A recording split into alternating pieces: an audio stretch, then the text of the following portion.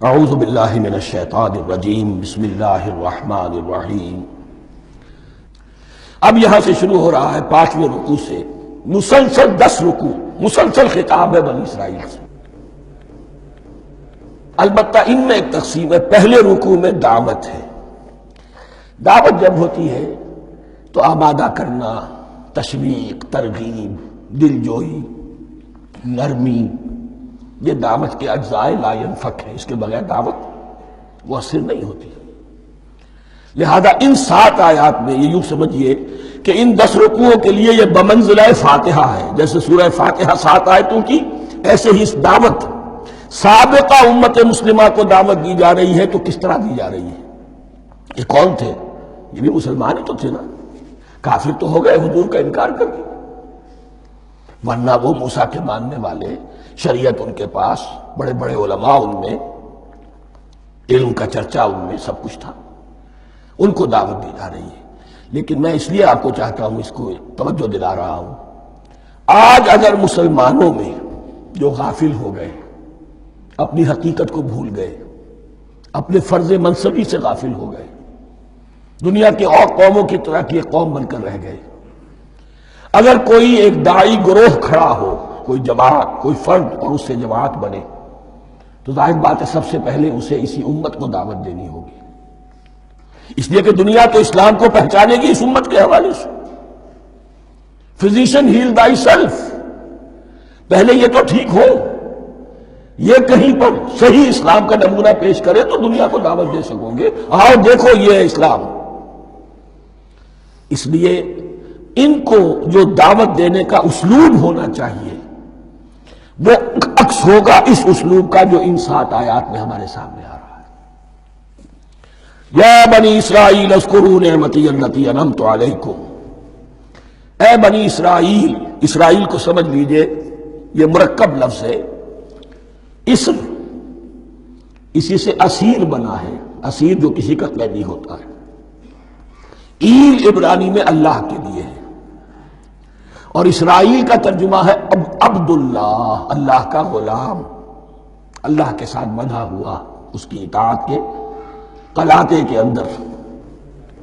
تو یہ اسرائیل، یہ لقب ہے حضرت یعقوب علیہ السلام کا۔ ان کے 12 بیٹے تھے، 12 بیٹوں سے جو نسل چلی وہ بنی اسرائیل ہے، انہی میں حضرت موسیٰ کی بعثت ہوئی اور تورات انہیں دی گئی، پھر یہ ایک بہت بڑی امت بنے۔ ان پر 4 ادوار آ چکے تھے قرآن مجید کے نزول کے وقت، 2 مرتبہ اللہ کی رحمت کی بارشیں ہوئیں، انہیں عروج نصیب ہوا، 2 مرتبہ ان کو دنیا پرستی، شہوت پرستی، اللہ کے احکام کو پس و پش ڈال دینے کی سزا میں عذاب کے کوڑے ان پر پرسے۔ اس کا ذکر آئے گا سورہ بنی اسرائیل کے پہلے رکوع میں۔ اس وقت جب کہ قرآن نازل ہو رہا ہے، اس وقت وہ اپنے اس زوال کے دور میں تھے۔ حال یہ تھا کہ حضور صلی اللہ علیہ وسلم کی بعثت سے پہلے ہی 2nd ٹیمپل بھی شہید کیا جا چکا تھا، گرایا جا چکا تھا۔ حضرت سلیمان نے جو بنایا تھا ہیکل سلیمانی، جس کو یہ 1st ٹیمپل کہتے ہیں، اسے نیبوکدنضر نے گرا دیا تھا حضرت مسیح سے بھی کئی 100 سال پہلے۔ لیکن اس کے بعد پھر یہ رومنز نے سن 70 عیسوی میں حضور کی ولادت سے 500 برس پہلے ان کا یہ یروشلم تباہ و برباد ہوا، اس میں لوگوں کو قتل کیا گیا، قتل عام ہوا، اور 2nd ٹیمپل جو ہے وہ بھی گرا دیا گیا، جو اب تک گرا پڑا ہوا ہے۔ صرف ایک ویلنگ وال ہے جس کے پاس جا کر یہودی جو ہے ماتم کر لیتے ہیں، روتے ہیں، اور اب وہ بنانے پر تلے ہوئے ہیں اپنا 3rd ٹیمپل، اس کے نقشے بن چکے ہیں، بلو پرنٹ بن چکے ہیں۔ لیکن بہرحال جس وقت قرآن نازل ہو رہا تھا یہ بہت ہی پستی میں تھے۔ اس کے بارے میں فرمایا، اے بنی اسرائیل ذرا یاد کرو میرے اس انعام کو جو تم پر ہوا۔